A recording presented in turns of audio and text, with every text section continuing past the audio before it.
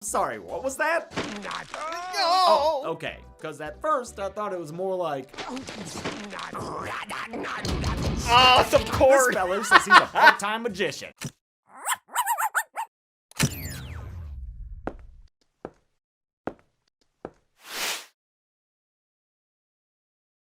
Hey guys, my name's Dan, and today's reaction comes from Dead Meat. This is The Black Phone 2021 kill count. Now, this is one of those movies that have been on my radar for quite some time now, but just haven't really had time to be able to watch it. And then the kill count of this was released, and I'm very, very happy that it was, because it was quite a watch for me. It had so many different things going on with it. But I will get into that in the very end of this, where I give my overall opinions on it. But I really do want to see how exactly this movie was made. But before we even do that, if you enjoy other Dead Meat videos, I reacted to so many of them for you. And if you want to see future reactions that I do, you can go right below this video, click that like button, the subscribe button, and the notification bell. Guys, always let you see past, present, and future reactions that I do, but also helps me with the algorithm, helps get more eyes on my channel. And speaking of getting eyes on channels, go on over and support Dead Meat if you haven't already. I'll leave a link to it down in the description, along with many other things. And without any further ado, let's go.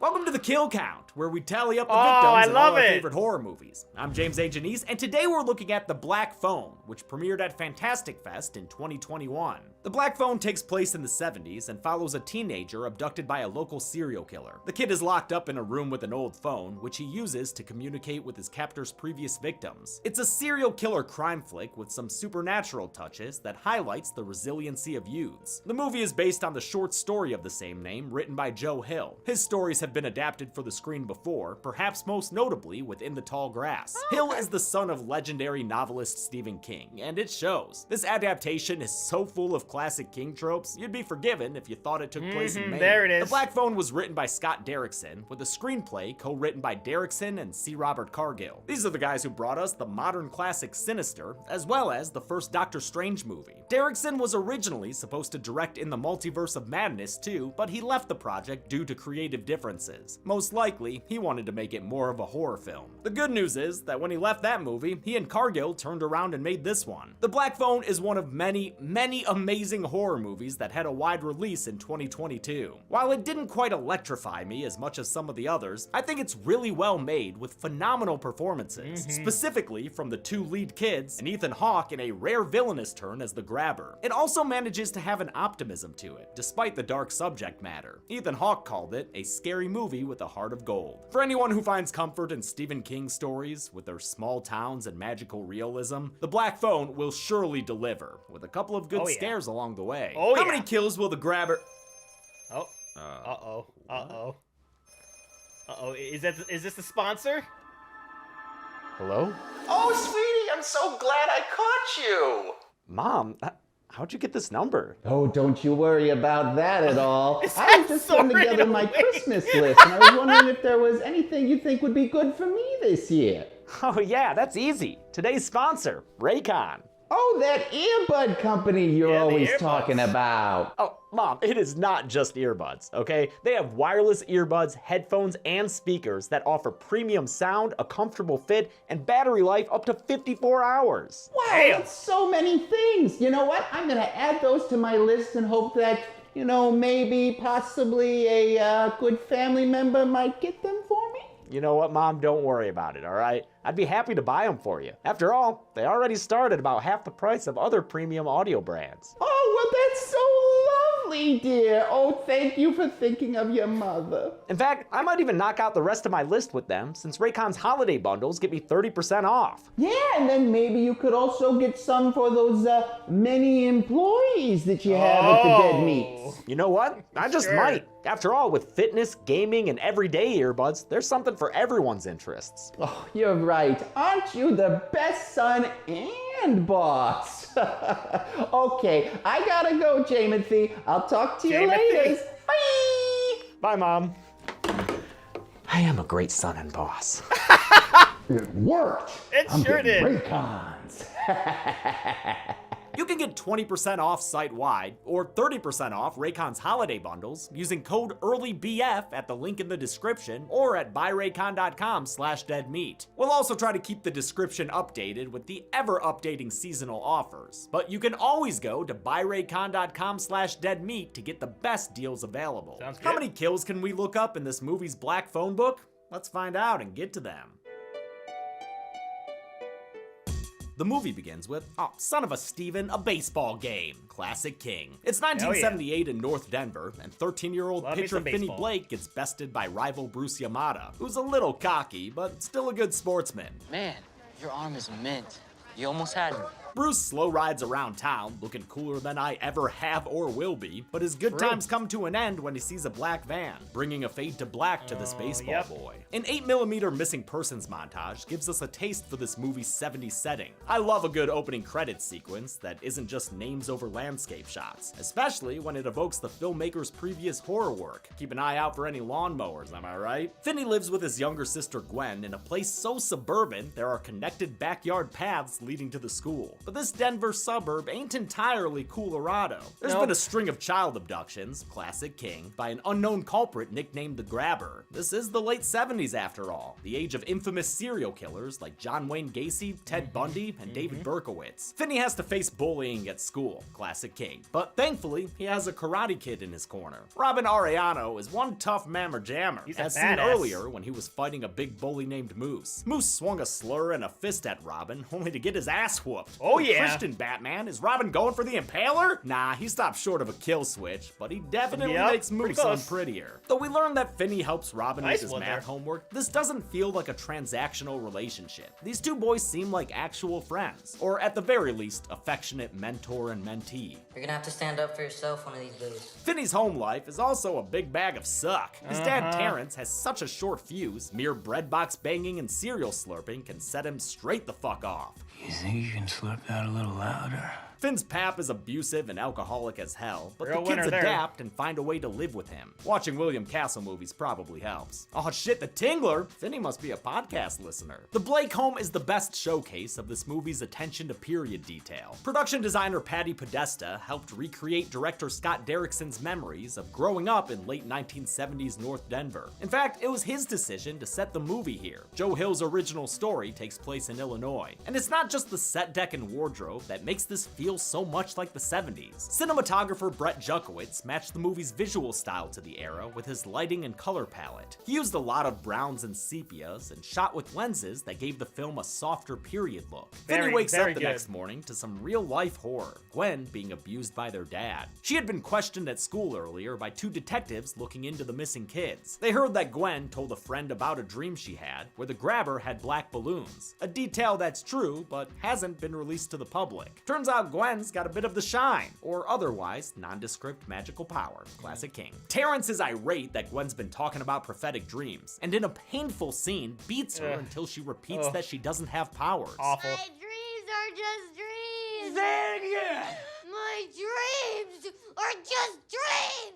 Amazing work by young actor Madeline Absolutely. McGraw, who Derrickson says came up with that final, somewhat defiant line delivery on her own. My favorite acting moment in the whole movie, and maybe in anything I've ever done. And she turns and she looks at him and she gets mad. And she's like, my dreams are just dreams. And I didn't tell her to do that. That's a 9-year-old girl knowing her She character. absolutely knocked that out Great of the acting park. from a kid who's not old enough to watch his previous work. I've been begging my mom to let me watch Sinister, but she said No. definitely no. She's even shaking her head right now. I love that Gwen is a strong little kid who's not overly precocious, even when she's cussing out cops like she were Beavis. Yeah, I took him down because obviously I'm the grabber, you dumb fucking fart knockers. Now we see that her toughness is a way So to cool. mask the trauma she has from her broken home. Finney's crappy life is That about too. to get crappier, since Robin, like Bruce before him, stumbles upon that same black van and suffers the same black fade out. With his buddy bodyguard gone, Finney and Gwen have to fend for themselves in a super violent kid fight. Which, I mean, you know what that is, man. It's classic King! I'll stop pointing out King tropes now, but this does make me want to do a a random video all about him. After school, the young walker crossfades his way home. Damn, all these dissolves for just one street? Slow ass motherfucking Finney over here. The pace picks up when Finney comes across a black van, and a figure stumbles out of it sounding like an animaniac. I'm sorry, what was that? Oh, okay, because at first I thought it was more like...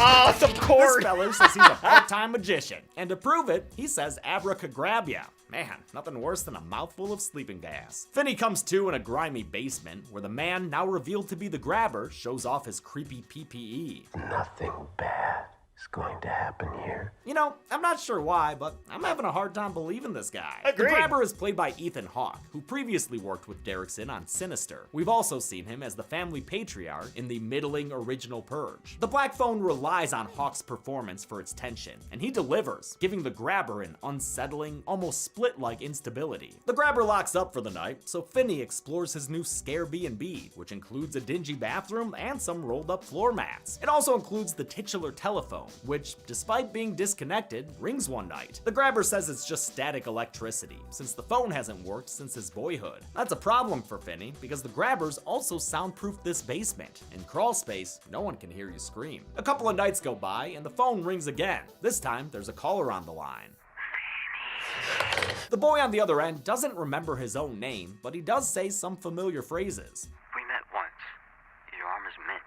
You almost had me. Finney realizes he's talking to the ghost of Bruce Yamada. First-time caller, long-time dead kid. His early life and abduction are played in another Kodachrome montage. Bruce tells him that the phone rings for everyone, but Finney's the only one who's been able to hear their voices. I was surprised to learn these calls weren't done in post-production. The phone was hooked up so the kid actors could actually talk during the scenes. We hooked it up so that when we pick up this phone on the outside of the set, the black phone inside will ring. Bruce tells Oh, Finney that's about cool. a loose tile in the bathroom, which he removes to try and Shawshank his way to freedom. He hides the progress with one of the mats and turns in for another kidnap.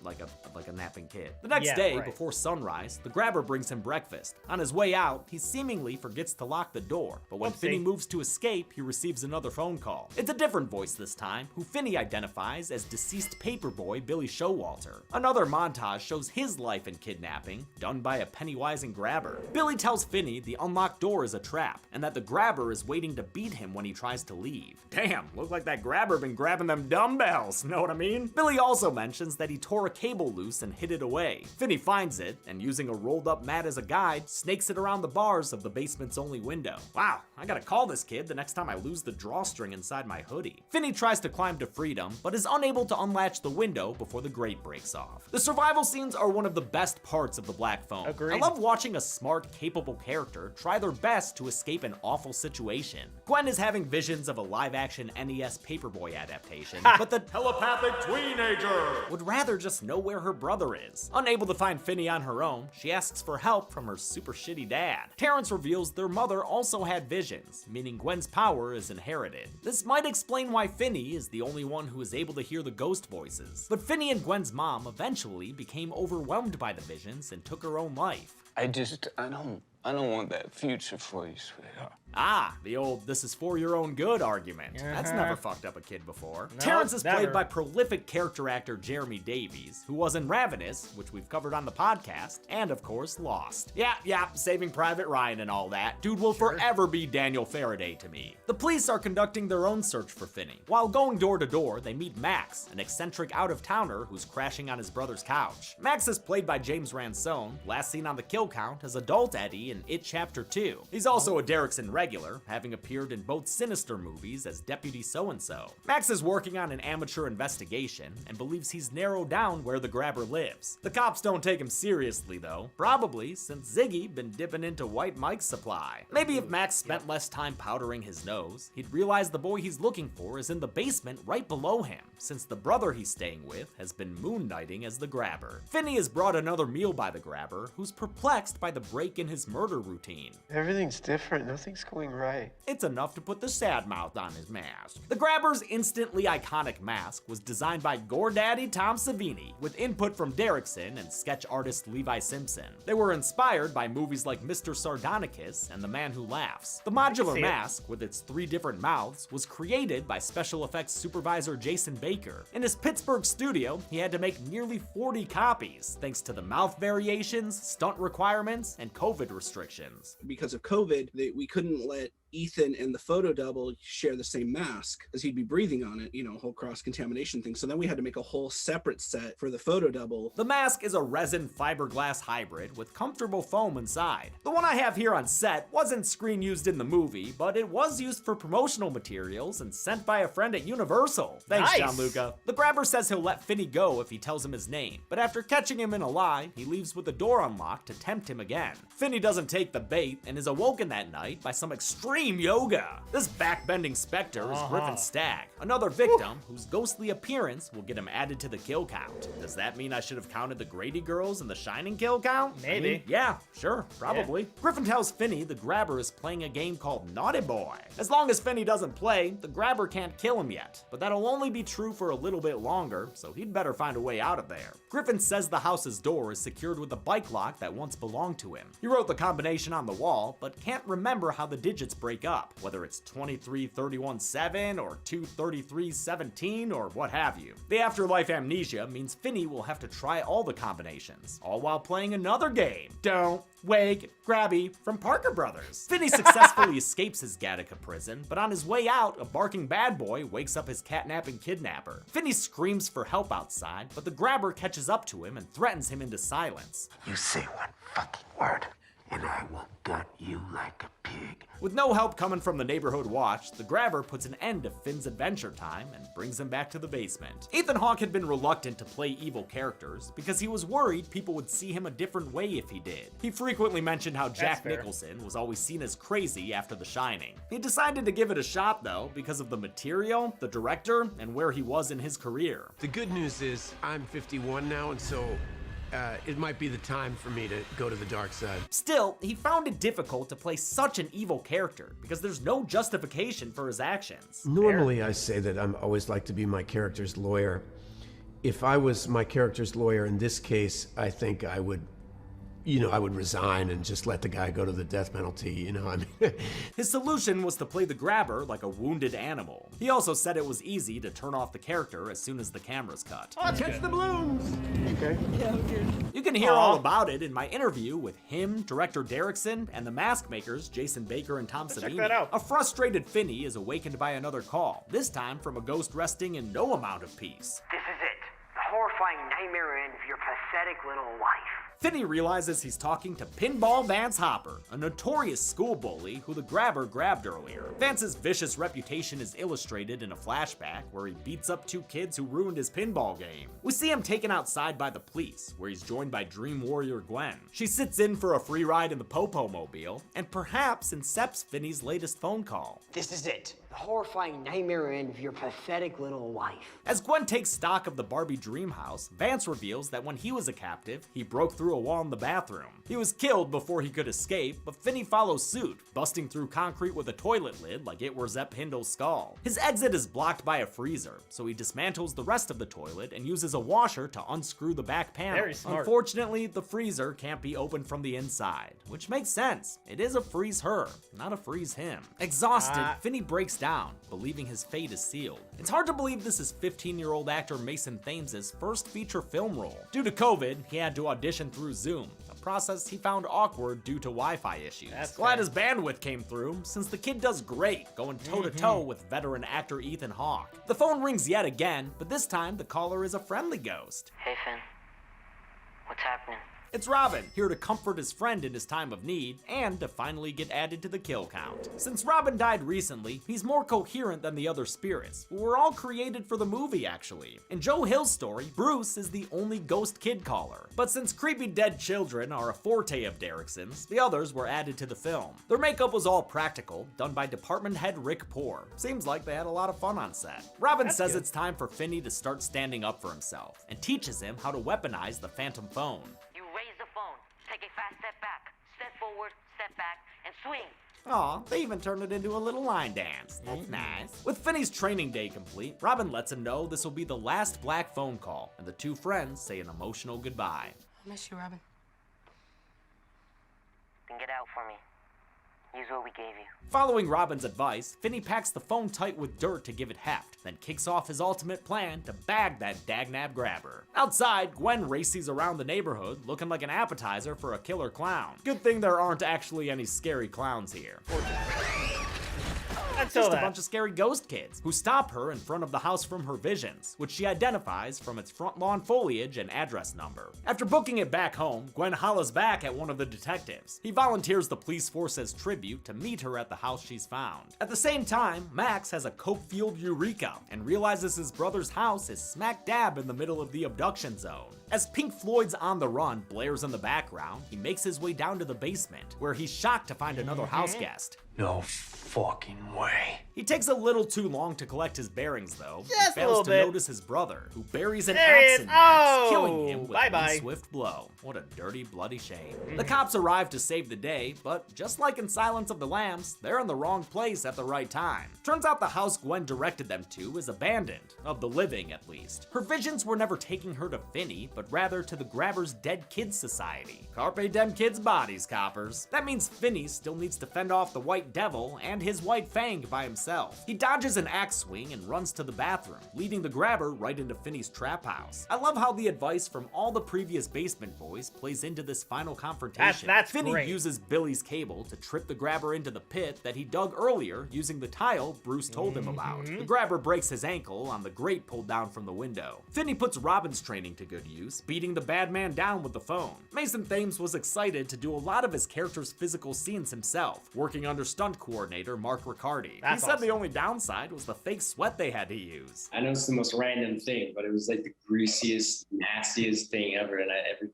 was disgusting. The Grabber gets grabby, but is distracted when Finney pulls his mask off, allowing the boy to wrap the phone's cable around his neck. The phone rings once more, but now the bell's tolling for the Grabber, who hears his previous Time to say victims goodbye. taunting him through the receiver. Welcome to the end of your pathetic little life.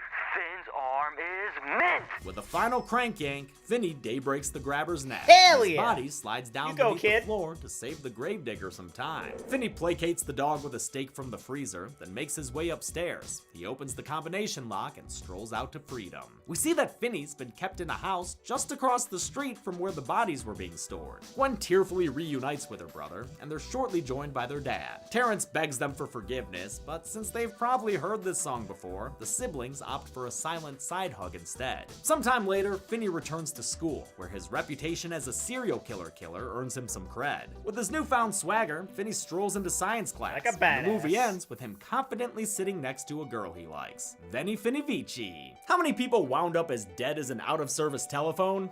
Or, landlines in general? Sure. Let's find out and get to the phone numbers. Oh. Mom, Another I'm trying to phone film a call? kill Who's count. calling this time? Hello? Yeah, James, it's Zoran. Oh. Now, I know you took a week off of doing kill counts, so you might be a little rusty. But I'm here to make sure you can get to the Oh. numbers. Oh. What you're gonna want to do, There he is. okay, is say a joke. Pause for laughter. Yeah. Take a step back. Walk off screen. Oh, okay. Do it with me. Okay.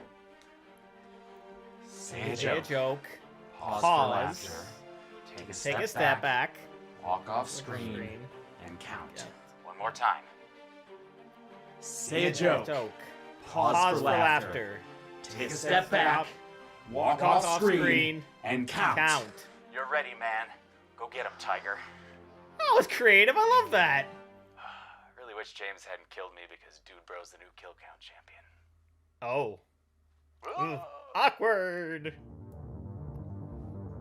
7 people died in the Black Phone, most of whom were kids. Eesh, that's a bummer. The victims were all male, giving us a big blue pie chart for a small black phone. This count and gender breakdown has only happened once before on this show, with Christine, coincidentally based on a story by Stephen King. With a runtime of 103 minutes, that left us with a kill on average every 14.71 minutes. I'll give the golden chainsaw for coolest kill to the Grabber. Most of this movie's kills are off screen, and it's gratifying to see Finney finally stand up for himself. And I won't give a dull machete for this movie. It would feel weird to penalize a child murder for not being on screen. And that's it. The Black Phone premiered at Fantastic Fest before getting a wider release in 2022. Now, next Friday is a proof of concept short of the movie we're trying to produce called Pregame. Okay. Please be sure to tune in. We're really excited to share it with you all. Until then, I'm James A. Janice. This has been The Kill Count. Thanks a lot for watching this. So I don't know if I'm going to be able to react to that or not. We're going to give that a try. I don't know if there's going to be any sort of copyright issues there or how long it's even going to be, but we'll cross that bridge when we get to it. Outside of that, this was a fantastic movie. You feel uncomfortable at times, but that was, you know, for a reason, because then you had that big payoff at the end where you don't always see it, where a kid captive not only gets away from his captive, but actually killed him. That was absolutely fantastic. And then using everything that he learned throughout the movie to get it done was even better. The supernatural aspect was great. The relationship between the brother and his sister was a lot of fun too. Again, the whole the uncomfortableness from the father, that really played into everything to really sort of set the tone for what the movie is really all about. But it had a very satisfying ending because you were rooting for the kid, and then he won, and then he's walking into school with all this confidence, and like, you're like, yeah, like, you go, kid, you go. And that just makes everything that you saw up until that point all that much more worth it. So that's going to do it for me here. And before I go, though, I want to give a huge shout out to all of my $5 and up supporters on Patreon: Luchador, Cruising, Wolverine 310, Multi-Disturb, 666, Jordan Bird, Kester Cronage, Amber K, Raymond Bright, Joshy, Chris Curtis, Jeremiah McCarroll, Jose Acevedo, and Camden Hawley. And if you too like to have your name read at each and every one of my videos, plus many other fun goodies, if you have me react to a past kill count or two, or checking out daily anime reactions, please head on over to patreon.com/CDMReactor, link will be right there, and in the description with many different tiers for you to choose from. Also, if you'd like to have an easier way to get in contact with me, maybe talk a little bit about Dead Meat, maybe talk a little bit about this movie, please head on over and join the channel Discord and chat with others about other reactions that I've done, find out just a little bit more about me, or about this week's reaction schedule. And with that being said, comment down below, let me know what did you think about The Black Phone. Please leave a like if you enjoyed. Also, want to see past reaction I've done to other Dead Meat videos. Got a nice playlist right over there for you. Share this video. Subscribe if you subscribed already. Ring notification bell because I put new videos every single day. And I'll see you guys next time.